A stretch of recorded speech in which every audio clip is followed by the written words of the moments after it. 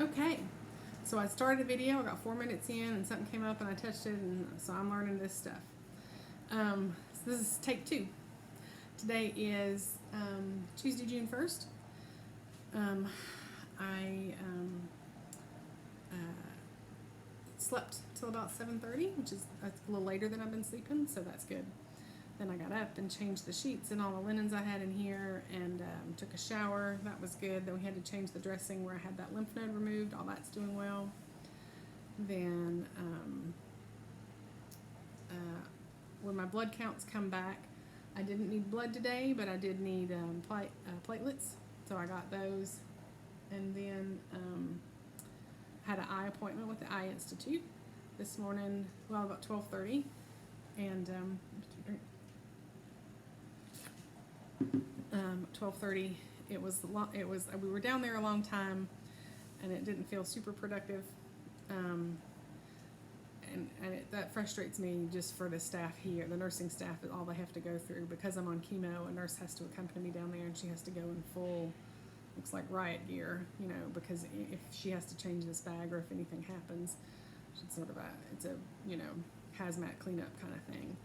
So we got down there, and after quite a while, they took some pictures of my eye and a few things, and then after another long while, saw the doctor. So they actually was with me 10 minutes twice, and we were down there an hour and a half.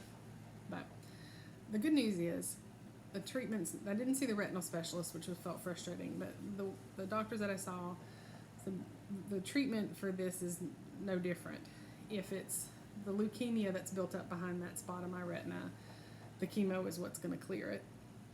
And if it were an unrelated vascular thing that developed at the same time, probably not. The injection that they gave me, you do those repeatedly, but it wouldn't be due anytime soon. So there's nothing they would do differently. And so they're going to consult with a retinal specialist, with Dr. Lee that I saw, who is phenomenal, Dr. Thomas Lee here in Ottawa. And so I've been trying to see him again, but I'm in a different place. But they're going to consult with him. So, but what that does mean is that the leukemia has infiltrated some other tissue, so it's gotten into my eye, and so they want to confirm that it has not gotten in my central nervous system. So they want to do a lumbar puncture. So they want to take some fluid out of my spine and make sure that there's no cancer cells in there. A little bit of a good thing. They go ahead and replace what they take out with a brain-safe chemotherapy. Usually after a lumbar puncture, you get headaches and things, and it's because you've lost some volume. It's a very delicately balanced system. So they take, however much they take out, they put in a brain-safe chemo. He said because if the results came back that there was in there, they'd have to go in and put that in. He said so it doesn't hurt to have it in there if you didn't need it. Then that way they don't have to go back in too quickly. So I don't have any other symptoms of that, but that's something that they obviously want to test. It's a pretty rare complication, but just because it has gone into another system, they wanted to check. What else? So other good news, I pooped. I know I'd said I was going to keep all the poop talk to the bottom. I'm not going to be too graphic, but I finally did actually go and feel better. I was getting really bloated. And then my lovely, lovely wife brought me Chipotle to eat, which is one of my favorites, and it's got a lot of fiber and filling and all that. And I felt like eating that, and I have that. At the same time, my best friend I had mentioned that I knew the nurses liked these fancy donuts up here, so she sent a gift card so that we could treat the nurses to a thank you. So that was a gift from my friend Laurel, and they really appreciated. They said it lifted their spirits, and I do it in the evening so that both the day and night shifts can get it. And then I also got off precautions. So being on precautions, they had to wait for all these test results to come back. Everything's negative. I don't have the flu or any of those things. And then they have to wait for inspection control to actually sign off on it and look at it and all that. So finally came off. So I got to leave my room, which is a big thing. So I took 5 laps around the unit. They have a board of all the staffs, not all maybe, but the the staff's video pets. It's really sweet, so I stopped and looked at that. But I'm gonna take another 5 laps. I did realize I'm in one of the best rooms up here. I'm really lucky. I'm on the side where I see green space. I noticed on the other side it's more buildings. So being stuck in the room, I mean, I am appreciative that it was at least a nicer view. I likely won't. They wouldn't put me in a shared room until after the few weeks and my numbers come up. Maybe if they needed it, they might move me. They could put me in another single room if they needed this one, just because of its location right to the nurse's desk. I'm right across. If they had somebody that they really needed to watch very carefully, they might swap me around. So no idea. If you want to send me mail, I can't have flowers or anything like that. But if you want just to send me a letter or anything, just send it to the Ottawa Hospital General Campus with my name, probably as Michelle Stack. And then they'll get it to me whatever room I'm in. Don't bother a room number because they'll change. And so that's the update for today. I've eaten well. I feel okay right now. I'm going to post another couple of videos. I'm going to do a background video, just sort of dates and everything, and a progress video, and a welcome video, and see.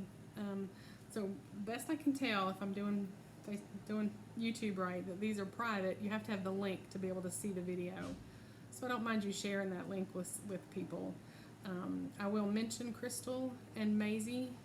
I may show Crystal, but will not show Maisie's face. We do not share her face on social media in general.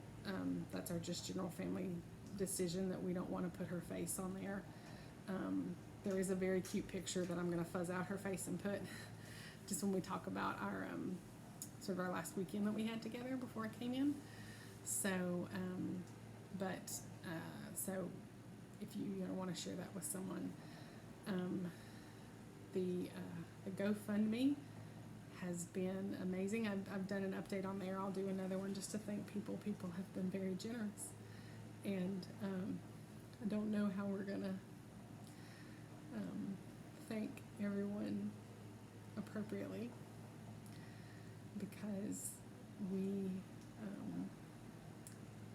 have landed, in the arms of our community. And so now I'm going to get sappy, I think, a little bit. And if you don't want that, you can turn this off. But I love the Harry Potter books. Not a fan of J.K. Rowling and some of her stuff right now. But I've loved the Harry Potter books for a long time.